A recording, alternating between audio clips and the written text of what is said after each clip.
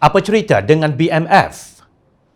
Sebuah kilang memproses berbola ikan di Kepala Batas Pulau Pinang diarah tutup selama 14 hari untuk kerja-kerja pembersihan selepas melanggar peraturan 10 Akta Makanan 1983, Akta Kawalan Bekalan 1961 dan beberapa kesalahan lain. Pegawai Kesihatan Persekitaran Bahagian Keselamatan dan Kualiti Makanan BKKM Jabatan Kesihatan Pulau Pinang Muhammad Wazir Khalid yang mengetuai Obstega berkata pihaknya juga menemukan lipan di dalam tong penyimpanan barang mentah dan najis tikus di dalam stor penyimpanan barang di situ.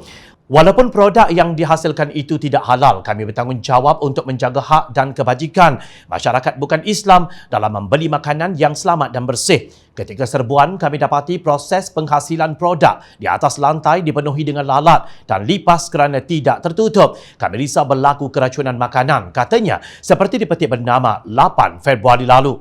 Menurut Wazir, kilang berkenaan banyak melakukan kesalahan walaupun pernah diserbu 2 kali pada tahun lalu. Begitulah sikap sebahagian pengeluar makanan yang tegar melakukan kesalahan melanggar undang-undang dan tidak pernah serik walaupun pernah dikenakan amaran dan dijatuhkan hukuman. Untuk rekod, pada Julai tahun lalu, media melaporkan 4 buah kilang memproses makanan di sekitar Mengkuang Titi, Sungai Lembu dan Tanah Liat di Bukit Mertajam diarahkan tutup selepas pemeriksaan Obstegar.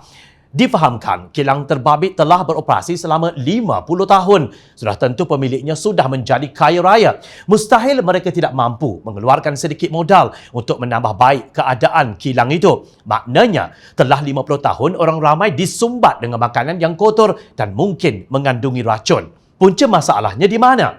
Adakah undang-undang dan hukuman yang sedia ada tidak cukup berat dan menakutkan mereka? Adakah wujud tangan-tangan gaib, mata yang tertutup dan telinga yang ditulikan tak kala diberitahu tentang betapa buruknya keadaan kilang-kilang berkenaan? Seperti biasa, pihak yang berkuasa tidak mendedahkan nama kilang dan jenama produk mereka. Ini menyebabkan orang ramai tertanya-tanya termasuk penganut Islam sama ada mereka pernah menjadi mangsa kepada pengusaha kilang yang tamak halaba ini.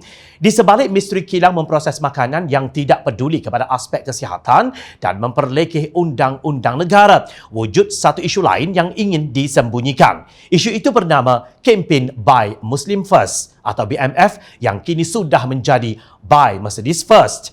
Kempen BMF itu sebelum ini telah dipolitikkan PAS sebelum pilihan raya umum ke-14. Namun, kini setelah menjadi sebahagian daripada Kerajaan Perikatan Nasional, ia bagai dilupakan.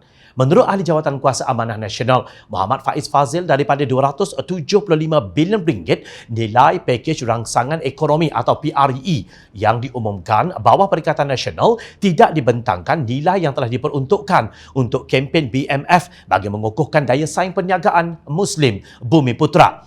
Apakah PAS dan PN hanya memanipulasi sentimen Melayu Islam untuk kepentingan politik atau political mileage tetapi mengabaikannya setelah menjadi kerajaan? Soalnya pada Julai 2020 yang lalu. Beliau turut mengingatkan mengenai program strategik Bihalal yang diwujudkan oleh Kerajaan Pakatan Harapan bagi memacu perkembangan industri halal Malaysia.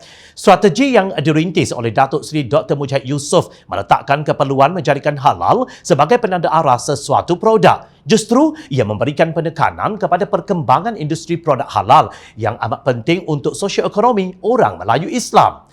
Jika strategi ini dilaksanakan dengan penuh iltizam politik, sudah tentu tidak timbul isu kilang kotor yang mengeluarkan produk tanpa label dan menjual produk mereka di pasaran terbuka.